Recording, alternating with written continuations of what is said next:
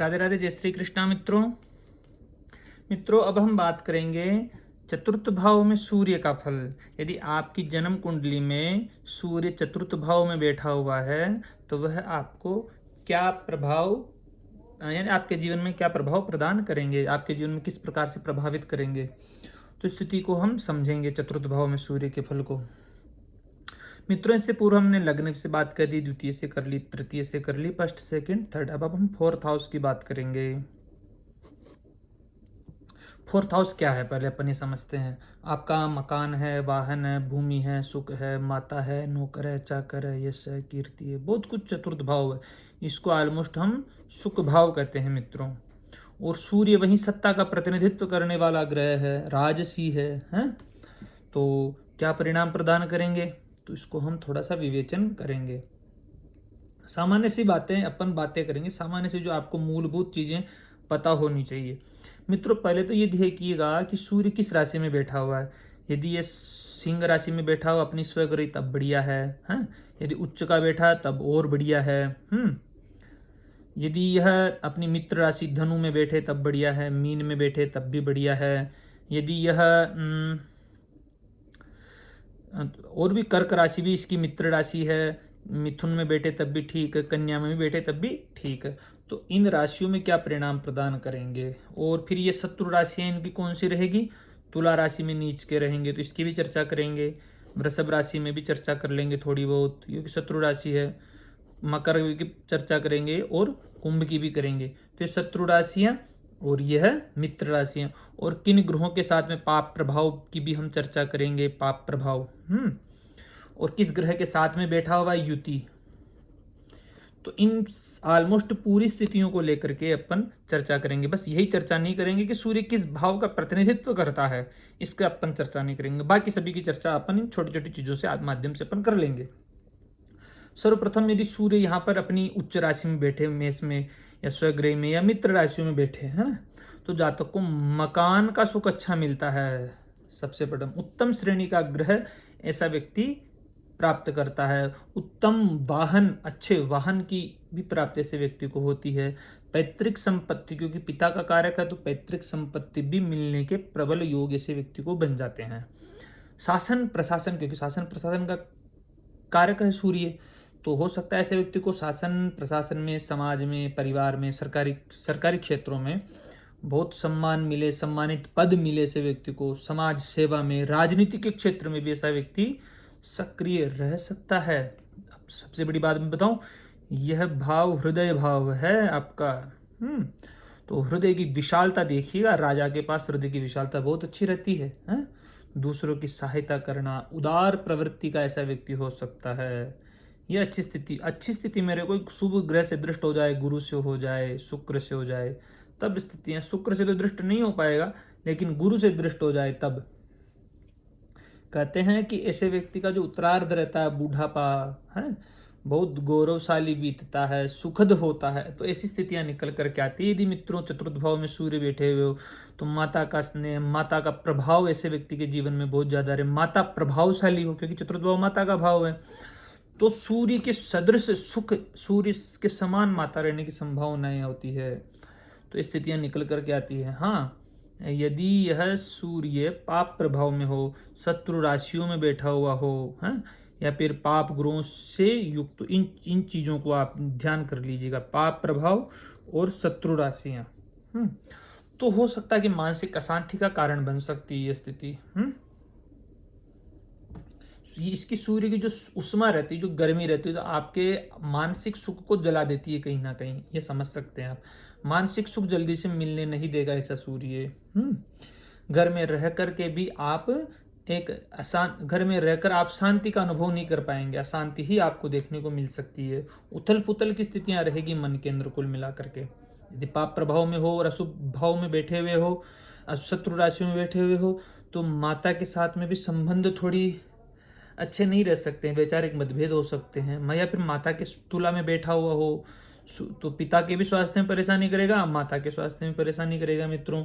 तो थोड़ा बहुत ध्यान रखिएगा सूर्य किस ग्रह के साथ में बैठा हुआ है। तो माताजी के स्वास्थ्य में परेशानियां कर सकता है, पारिवारिक क्लेश की स्थितियां उत्पन्न कर सकता है, हैं? परिवार का जो घर का जो वातावरण रहता है उसमें एक अनुशासन की अनुशासन अच्छा नहीं रह सकता है, अहंकार हो सकता है लोगों में परिवार के, क्योंकि सूर्य अब पाप प्रभाव में चला जाएगा। तो हो सकता है ऐसा व्यक्ति फिर अपने जन्म स्थान से दूर जा कर करके बसे तब श्रेष्ठतम परिणाम मिले हैं। अगर पीड़ित हो तो हृदय रोग की संभावनाएं भी व्यक्त होती है मित्रों।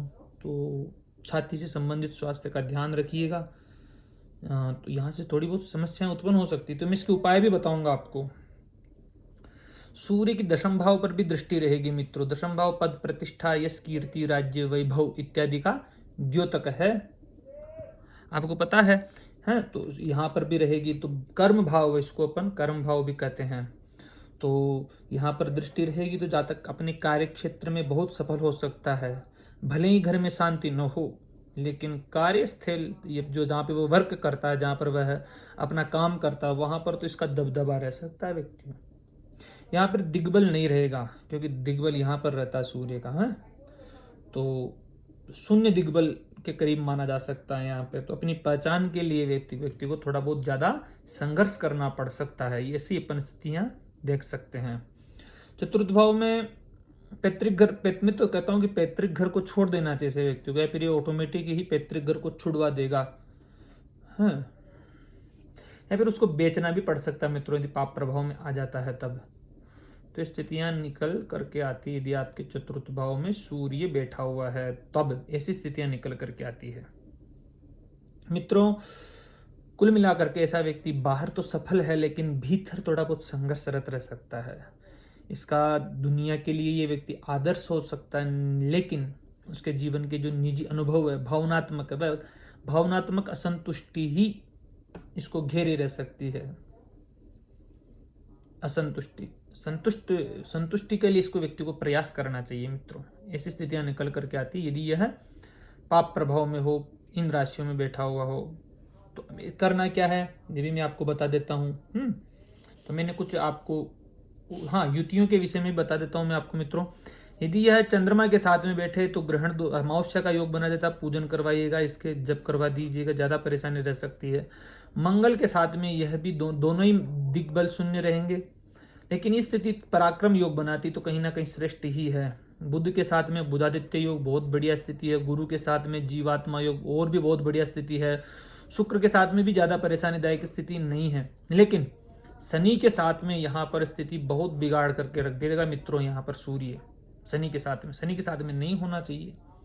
माता पिता बहुत अच्छी स्थिति नहीं में आपको, क्योंकि पिताजी संबंध, स्वास्थ्य, पिताजी से संबंधों में थोड़ी बहुत परेशानियां और परिवार में बहुत कलह की स्थितियां उत्पन्न कर सकता है। तो राहु के साथ में रहने पर भी ऐसी स्थितियां हो सकती है।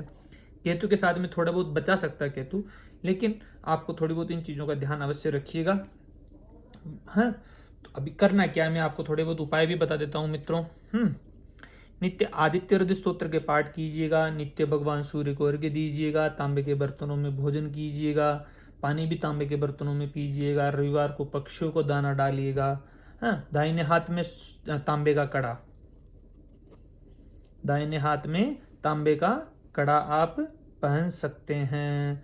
पिताजी का सम्मान कीजिएगा, सबसे बड़ी बात यह भी आती है। चतुर्थ भाव में है तो माता की सेवा करें, उनका आशीर्वाद लीजिएगा।